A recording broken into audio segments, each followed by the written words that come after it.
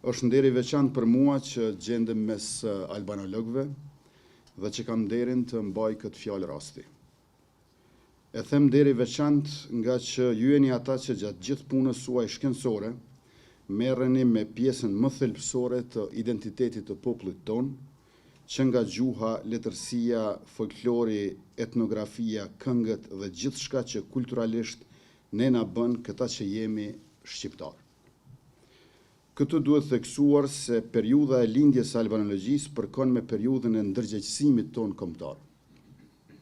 Që nga Georg von Hani, që konsiderohet si baba I albanologjisë, e deri te albanologu I shquar amerikan Eric Hampi, ne kemi një varg të gjatë albanologësh të huaj që shtruan rrugën, thelluan dhe zgjeruan njohuritë për gjuhën dhe kulturën tonë, historinë dhe lashtësinë tonë. Me rezultatet e punës së tyre, ata dëshmuan në mënyrë të pakundërshtueshme se gjuha shqipe I takon familjes së gjuhëve indo-evropiane dhe se kultura shqiptare është pjesë e arealit kulturor evropian. Ata kësisojnë zorën e dritë dhe ju përgjigjen pyetjes kardinale se kush ishin shqiptarët. Pas tyre erdhi një lagje tjetër e studiuesve, lagje albanologëve shqiptar, si Ekrem Çabej, Selman Riza, Idris Ajeti, Shaban Demiraj, Mahir Domi, Recep Qosja, Mark Tirta, Recep Ismaili, Sadri Fetiu, Bardul Demiraj e të tjerë, të cilët ndoqën udhën e nisur nga albanologët e huaj dhe thelluan edhe më tej studimet albanologjike. Ata trajtuan më në thellësi tezat e vazhdimësisë historike iliro-shqiptare dhe të autoktonësisë së shqiptarëve në trevat e sotme. Ata bën një trajtim të gjerë, gjithëpërfshirës sidomos të gjuhës shqipe. Si rezultati një pune të vazhdueshme dhe këmbgulse, u arrit që fusha albanologjike të ketë institucionet e veta, të ketë disiplinat e veta dhe të zhvilloj metodologjinë e vetë shkencore. Kjo bëri që qendrat më të rëndësishme të studimeve albanologjike, që më parë gjendeshin në përbot, të barten në Tiranë, në Prishtinë dhe në Shkup. Me rezultatet e punës së tyre, albanologët shqiptar jo vetëm që thelluan argumentimet se kush ishin shqiptarët, por duke bërë hulumtime multidisiplinare ju përgjigjen edhe pyetjeve se çfarë ishin e çfarë janë shqiptarët.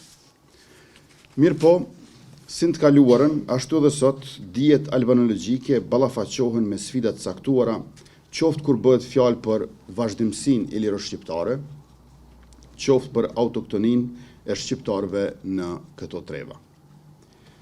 Po të kishin qenë ato pjesë të debateve të mirëfillta shkencore, do të kishin qenë vërtet mirëseardhura, por për fat të keq debatet e tilla shpesh janë pjesë e një propagande agendash politike që shkencën e kanë veç se si mbulesë për të çuar përpara dhe për të zbatuar plane të vjetra shekullore për spastrime etnike të shqiptarëve. Në anën tjetër, veçoritë të caktuara të popullit ton, që brenda nesh kanë bashkjetuar dhe bashkjetojnë në një harmoni shekullore, siç është prania e disa religioneve, ka tendenca që po nga këto qarqe të paraqiten në mënyrë të shtrembëruar edhe si realitete konfliktuoze. Pashë se njëra nga temat boshtë të kësaj konference në sesionin e historisë ishte ndërthurja e identitetit fetar të shqiptarët nga besimet pagane te pluralizmi bashkëkohor. Kam bindjen se kumtesat dhe debati për këtë temë do të hedhin edhe më shumë dritë, pikërisht për bashkëjetesën në harmoni të këtyre religioneve ndër shekuj.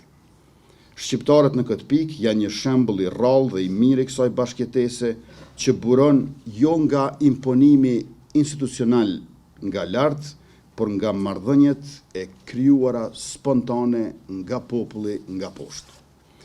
Një temë tjetër boshtë e kësaj konference e cila po ashtu ma tërhoqi vëmendjen, sa për rëndësinë aq edhe për faktin se unë jam më pak I familiarizuar me të, është tema në sesionin e gjustësisë ku do të trajtohet dhe do të debatohet për një leksikografi bashkëkohore. Jam dieni për punën që po bëhet në përgatitjen e një fjalori të ri të shqipës prej rreth 1000 fjalësh. Ky fakt dëshmon që për më shumë se një dyfishim të fjalorit nga viti 1981, që i kishte rreth 41.000 fjalë, kjo do t'jetë një arritje shumë e mirë në fushën e leksikografisë sonë.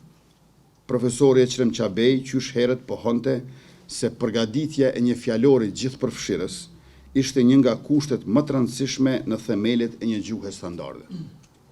Në këtë vijë, dyfishimi i numrit të fjalëve paraqet dyfishimin e fuqisë kohezive të gjuhës standarde. Natyrisht profesori Çabej theksonte po ashtu se dialektet e ndryshme janë burim i pashtershëm i çdo gjuhe standarde.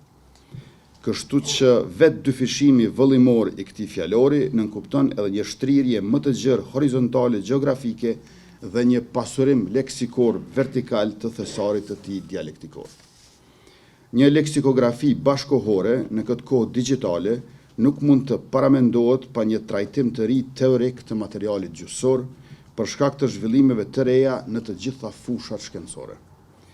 Njohuritë e duhura teknologjike do të ndihmonin shumë që Shqipja të bënte ballë sfidave të reja të kohës dhe të rrinte në hap me caqet ku kanë arritur shumë gjuhë të tjera. Por kjo jam plotësisht i bindur do të trajtohet në mënyrë profesionale nga ju. Ne kemi bërë dhe do të bëjmë gjithçka brenda mundësive tona që përkrahja jonë institucionale të mos ju mungoj asnjëherë. Duke besuar shumë se rezultatet e kësaj konference do të shënojnë një hap më tutje në fushën e të arriturave albanologjike, ju përshëndes miqësisht dhe ju uroj punë të mbarë.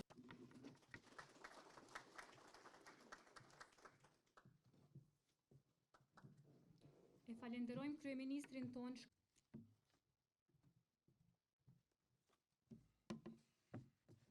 Instituti ynë i lindur në rrethana të vështira, historike e shoqërore, qëndron si një nga më jetëgjatët, më të dëshmuar dhe më të qëndrueshmit në kërkimin shkencor, një shtyllë e dijes kombëtare dhe vatër e palëkundur e studimeve shqiptare. Edhe pse edicioni i 16 i javës së albanologjisë mund të tingëllojë si një nisje e vonuar për një institut me përvojë kaq të gjatë, ky aktivitet përfaqëson konsolidimin e një qasje të re akademike që ndërthur në mënyrë të strukturuar prezantimin, shkëmbimin dhe promovimin e rezultateve shkencore. Që nga konceptimi i parë i para 16 vjetësh javës si një format bashkëkohor për paraqitjen e veprimtarisë kërkimore të institutit, java e albanologjisë është ndruar në një traditë të qëndrueshme dhe një hapësirë të rëndësishme shkencore për paraqitjen dhe analizën e arritjeve në albanologji.